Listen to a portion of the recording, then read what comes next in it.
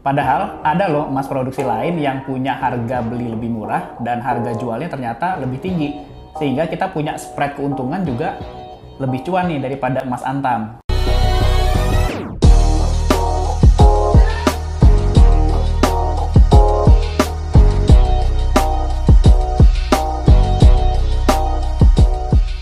Halo Moviters, selamat datang di channel Movit Indonesia, tempatnya untuk cari ilmu.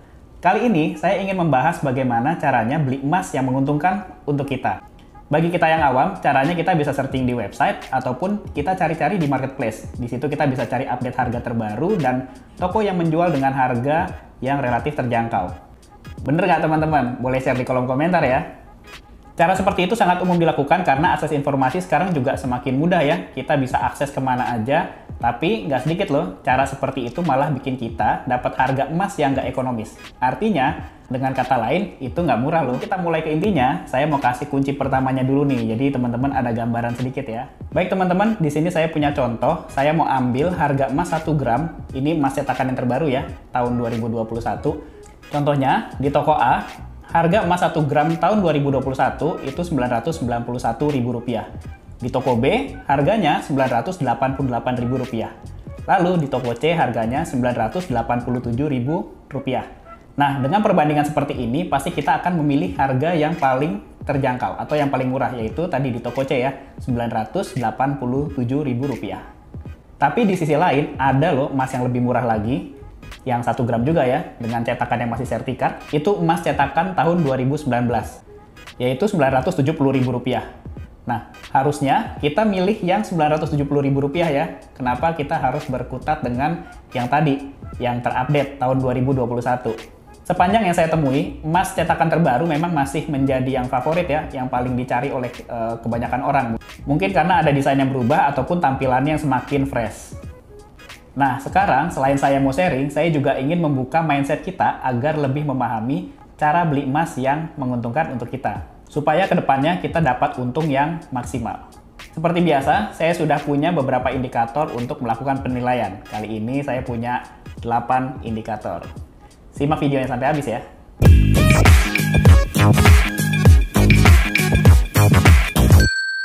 Di poin yang pertama, jangan fokus ke tahun cetakan emas. Utamakan fokus ke budget kita. Jadi sekarang yang terjadi di market, harga emas mulai terkotak-kotak.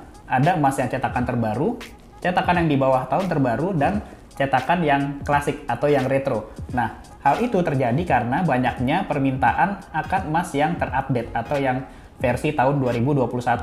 Sehingga menyebabkan harga emas yang terupdate ini atau yang tahun terbaru ini harganya jadi sedikit lebih tinggi dari emas yang tahun sebelumnya.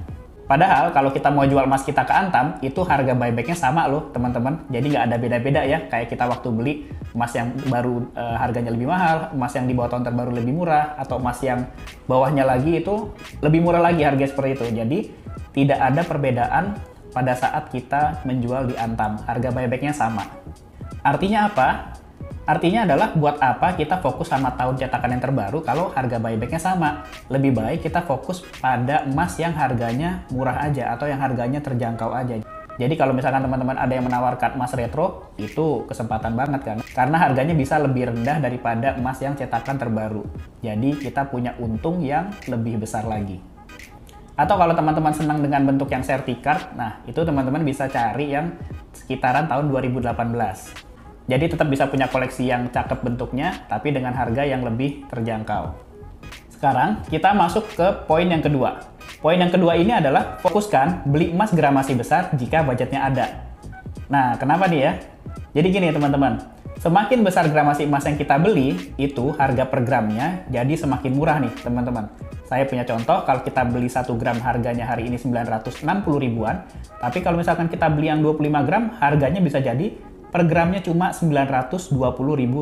Jadi kita punya selisih keuntungan nanti yang akan jadi lebih besar. Yang ketiga, teman-teman bisa beli emas di toko online. Biasanya harga emas di toko online itu bisa lebih murah daripada yang dijual di toko-toko konvensional. Nah, di situ teman-teman bisa searching-searching aja, harganya biasanya kompetitif banget, dan nggak jarang juga kita suka dapat voucher. Nah, jadi di situ bisa tambah plus lagi harganya ya, jadi sudah dapat harga yang murah, dapat voucher lagi, voucher potongan harga atau potongan diskon tertentu seperti itu ya, jadi kita bisa dapat harga emas itu jadi murah banget. Selanjutnya di poin yang keempat. Nah, poin yang keempat ini, teman-teman bisa beli emas di toko langganan. Nah, ini penting banget ya, terutama buat teman-teman yang suka emas fisik. Ini coba searching-searching aja, keliling lah. Misalkan kita jalan ke toko-toko atau di pasar biasanya yang suka banyak toko emas. Nah, itu nanti kita akan dapat atau kita bisa dapat toko yang ngasih harga paling bagus. Jadi biasanya nanti kita kalau sudah langganan dikasih harga belinya lebih rendah daripada harga pasaran, dan biasanya kalau kita jual juga dihargai lebih tinggi. Ya agak effort sedikit ya, tapi hitung-hitung jalan-jalan nih sambil cari-cari ilmu, sambil cari-cari harga yang murah. Di poin yang kelima, jangan hanya fokus pada satu produsen emas saja.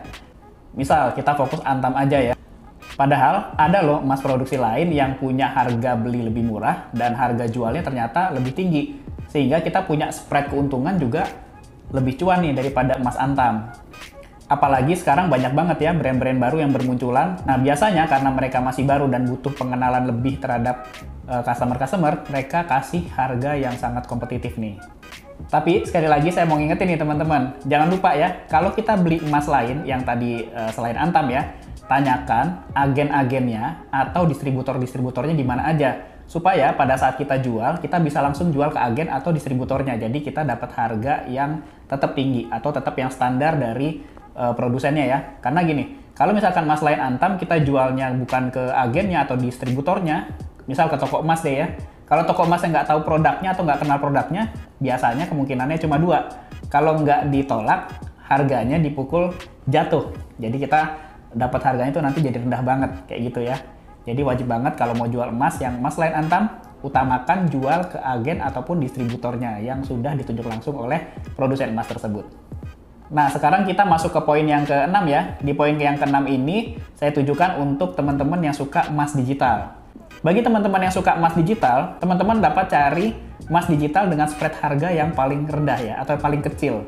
Kenapa? Karena dengan spread harga yang paling kecil itu, pada saat kita jual, kita punya keuntungan yang lebih tinggi, atau keuntungan kita bisa maksimal banget nih teman-teman. Selain itu, cari juga yang aplikasinya atau platformnya nggak repot ya. Jadi yang nggak pakai biaya bulanan, pakai biaya jual, biaya dorman, nah yang gitu-gitu skip aja deh.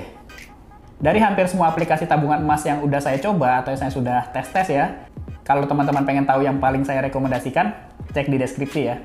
Poin yang ketujuh, ini juga masih untuk teman-teman yang pakai emas digital nih, yaitu cari yang banyak promonya. Promo harga emas biasanya banyak kita temui yang sekarang ini atau yang saat ini itu di emas digital dibandingkan dengan emas fisik ya. Jadi karena perusahaan emas digital ini lagi banyak-banyaknya cari user atau cari apa namanya? Cari bukan pelanggan, cari nasabah gitu ya. Cari customer. Nah, mereka biasanya berlomba-lomba untuk kasih promo, kasih diskon, kasih harga murah, kasih poin-poin tertentu. Nah, itu bisa jadi keuntungan juga nih buat kita yang pakai emas digital. Jadi ikuti aja promo-promonya, pada saat dia promo kita beli. Nah, itu kita sudah ngumpulin nih dari sekarang untuk dapat nilai emas yang nantinya akan jadi lebih tinggi.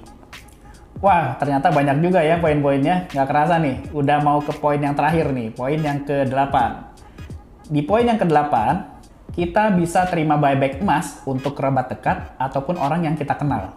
Kenapa kita harus terima buyback emas? Gini nih teman-teman. Jadi selain kita beli emas di toko-toko yang umum gitu ya, di platform aplikasi ataupun di online, marketplace, ini juga bisa kita jadikan cara untuk dapat emas dengan harga yang relatif sangat terjangkau atau dengan harga yang murah banget. Dengan kata lain, kita bisa dapat harga emas di bawah harga pasaran. Saya kasih contoh nih, jadi misalkan ya, harga emas di pasaran itu 1 gramnya 991.000, harga buybacknya 914.000. Teman-teman bisa tawarin aja ke kerabat atau orang yang kita kenal ya, itu kita kasih harga buyback 930.000. Jadi udah di atas 914.000 ya. Ada gap sedikit tuh. Jadi orang yang kita tawari juga merasa buyback di tempat lo kok nilainya lebih tinggi ya. Ya udah deh, daripada gue dapat harganya jelek, ya gue kasih ke lo aja deh gitu ya, supaya nilainya tinggi. Dengan proses seperti itu, kita punya selisih harga lebih murah Rp61.000. Dari harga pasarannya yang tadi ya, Rp991.000. Jadi lumayan banget nih, dapat harganya rendah banget ya. Nah, tapi di sini saya mau ngingetin lagi nih teman-teman. Untuk mengecek keaslian emas, itu diperlukan keahlian khusus. Dan itu bukan untuk orang awam ya. Jadi bagi kita yang awam, teman-teman bisa terima buyback emas, tapi dengan catatan buyback emas yang cetakannya sertifikat. Nah, cetakan sertifikat itu ada mulai dari tahun 2018 sampai dengan saat ini. Jadi itu lebih mudah ya. Teman-teman tinggal download aplikasi Certi-Eye, nanti barcode-nya bisa langsung di-scan aja. Di situ nanti dia akan keluar logo Antam dan tahunnya juga tertera di situ. Jadi itu sudah langsung ketahuan bahwa itu adalah emas yang asli. Kalau misalkan nanti teman-teman malah terimanya yang emas retro, ya itu kan agak sulit ya. Meskipun kita bisa cek dari sertifikatnya gitu ya, kita terawang nanti kelihatan gitu. Atau misalkan kita punya mesin scannernya ya, tapi saya sarankan tidak ya, karena itu jauh lebih beresiko. Nanti kita bisa dapat emas yang palsu seperti itu ya. Mendingan ambil aja emas cetakan yang sertifikat, jadi lebih mudah juga dan kita juga nggak khawatir takut kena emas palsu ya. Nah, kira-kira seperti itu ya teman-teman penjelasannya. Jadi mudah-mudahan seri ini bisa membuka mindset kita dan bisa memberikan pengetahuan yang baru untuk teman-teman semua. Jadi kedepannya teman-teman bisa beli emas dengan harga yang murah dan nanti kedepannya bisa dapat untung yang maksimal. Dan jangan lupa juga ya, di video saya selalu mengingatkan teman-teman, investasi emas bukan untuk jangka pendek ya. Jadi ini untuk jangka panjang. Karena kalau untuk jangka pendek ya nanti teman-teman pasti dapat kerugian ya, karena di emas itu ada skema harga beli dan skema harga jual. Nah, kalau saran saya, simpan emas atau investasi emas, paling enggak itu kita set 3-5 tahun. Lebih dari itu lebih bagus. Baik Mufitners, sekian video dari saya. Silahkan di-share video ini jika kalian suka. Simak terus edukasi emas berikutnya di YouTube channel Mufit Indonesia, tempatnya untuk cari ilmu.